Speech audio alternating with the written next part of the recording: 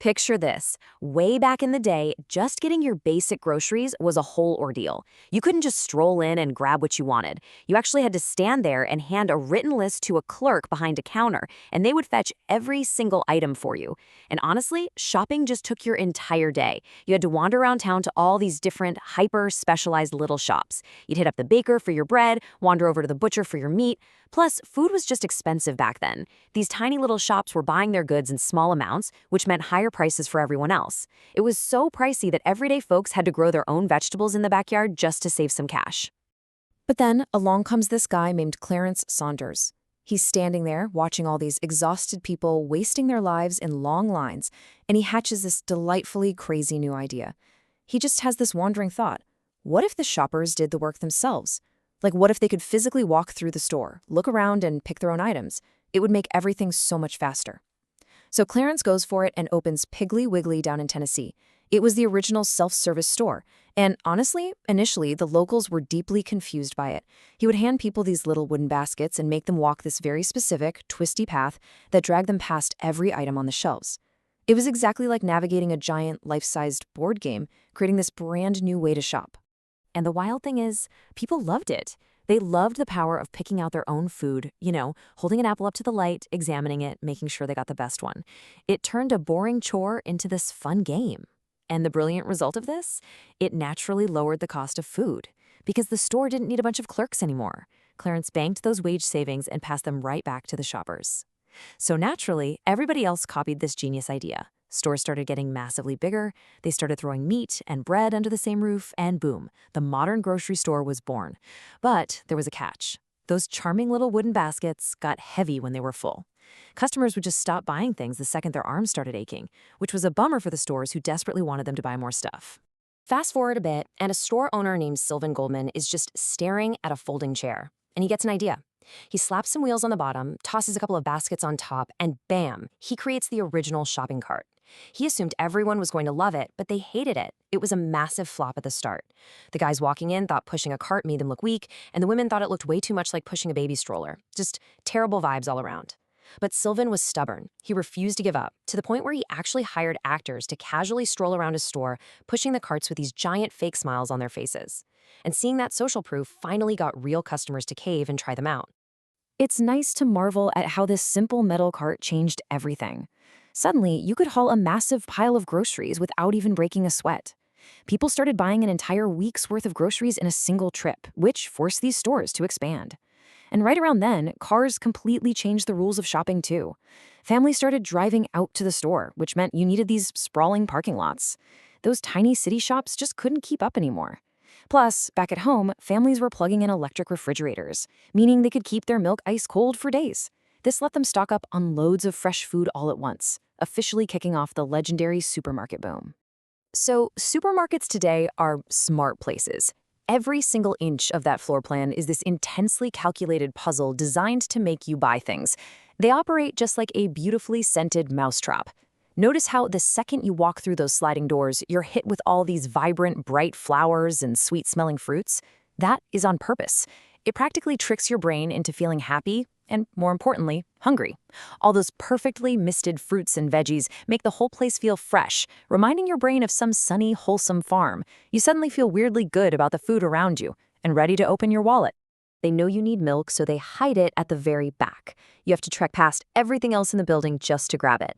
And hey, casually wandering down those aisles, you just might spot some gorgeous cookies out of the corner of your eye.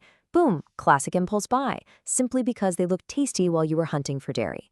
And the store's shelves are tricking you too. They place the priciest food directly at eye level where you cannot miss it, while burying all the cheaper, generic stuff way down by your ankles on the bottom shelf. They do this clever, somewhat ruthless trick in the cereal aisles too. All the sugary, colorful kid cereal is purposefully placed on the middle shelves, right, that perfectly hits the exact eye level of a small wandering child. You know exactly how this plays out. The kid spots the bright cartoon animal, points, begs, and the exhausted parents naturally just cave to keep the peace. And just like that, the store effortlessly racks up another sale. Oh, and they mess with the music too. They quietly pump in these soft, slow tunes, so you naturally wander at a slower pace. You slow down, you end up staring at more food, you buy more food. It's brilliant. Now, keeping all this perishable stuff safe is a massive operation. You've got these humming freezers aligning the walls to keep the meat and dairy perfectly chilled. And the wildest part is, some of those freezers don't even have doors. Those open freezers just blast freezing air straight down, and the cold stays perfectly trapped inside that specific space. You just casually reach your bare hand right through the chill. It's such a subtle, everyday kind of magic. Let's dive into another era, when supermarkets were facing a brutal, agonizing new problem. Checking out was taking way too long because the cashiers had to hand type every single price into the register. It caused endless lines and constant mistakes. But then we get this cool story about an engineer named Norman Woodland who saved the day. He was sitting on a beach, drawing straight lines in the sand with his fingers, and those random lines eventually evolved into the famous black stripes of the barcode. Eventually, a simple pack of chewing gum made history as the original item ever scanned. A laser read those little stripes instantly, and the computer flawlessly knew the price. And these barcodes made the checkout lines move ridiculously fast. Plus, it let the store's computer remember all the prices while quietly tracking how many apples were left in the back, suddenly making the entire store unimaginably smarter. But I have to whisper this. That checkout line, it is their final, brilliantly cruel trap. The store knows perfectly well that you are physically stuck waiting there. You are standing still, you are deeply tired, and you are hungry. So they pull the perfect trick. They casually place candy bars and glossy magazines right next to your thigh, acting like this cute little reward for surviving your shopping trip. And it works. So many people just cave and grab a chocolate bar. If you peek behind the scenes, supermarkets are buying food in these giant, unimaginable quantities. Because buying a massive amount of apples is mathematically way cheaper than buying a tiny handful. They secure this huge, bulk discount directly from the farmers. And then they toss a tiny little sliver of that discount your way. That is the sheer magic of the economy of scale. And it is the entire reason why massive supermarkets are cheaper than those little independent shops. It's crazy to think about how you can wander in and grab fresh, perfect summer strawberries in the dead of winter. How is that even remotely possible?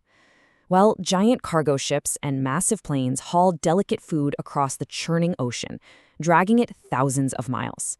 They act exactly like a massive time machine for the seasons, bringing summer fruit straight into your frozen, snowy hometown.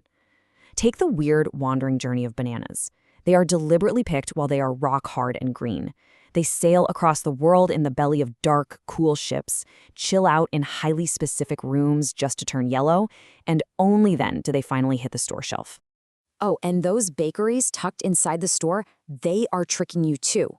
They constantly pump out those warm, fresh bread smells specifically to make your mouth water so you end up buying way more stuff. It's beautiful, simple science. But it gets wilder. Even the literal floors beneath your feet are playing a game with you. The regular, boring aisles have perfectly smooth tiles so your cart glides quietly and quickly. But they deliberately install much rougher, textured floors in the expensive, fancy areas.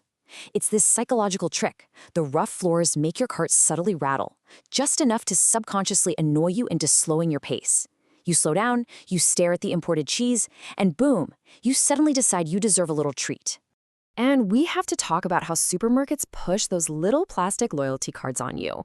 They happily trade you a few special discounts, but in return, their massive computers are quietly memorizing every midnight snack you ever buy. The store then turns right around and uses this incredibly personal information to send you tempting, highly targeted coupons. They know exactly which buttons to push to keep you walking back through those sliding doors. But for all this modern convenience, there's another side. These giant stores do create an immense amount of waste. So much unsold food just ends up getting thrown away. Thankfully, a lot of places are actively trying to donate the extra stuff now, which is a step. And it really is heartbreaking that not everyone gets to experience this modern convenience. Some folks are totally stuck living in food deserts, surrounded by nothing but tiny junk food corner stores, which makes living a healthy life nearly impossible. Now, online shopping is completely changing things up on us all over again. You can just casually lay on your couch, tap a few buttons on your glowing phone, and a gig worker will literally walk the physical aisles for you and drive the food straight to your front porch. It's ironic when you think about it. We are going right back to the absolute old days of handing a list to someone else and making them fetch our food. Except now, instead of a guy behind a wooden counter, we have supercomputers beautifully organizing all the chaos. And some spots are just straight out of a sci-fi movie now. They are ditching cashiers entirely. You just walk in, Hundreds of cameras silently watch what you drop in your bag, and the computers simply charge your phone as you casually walk out the door. No lines, no nothing. But even as technology keeps smoothing out all the friction of buying groceries, the core ancient human need remains exactly the same. We still desperately need a central gathering place for the town to source our food and survive. It genuinely makes you marvel at how the humble supermarket completely changed the entire path of humanity. It rescued us from wandering the dark woods hunting for survival or breaking our backs growing our own wheat. Now, you just casually push a metal cart.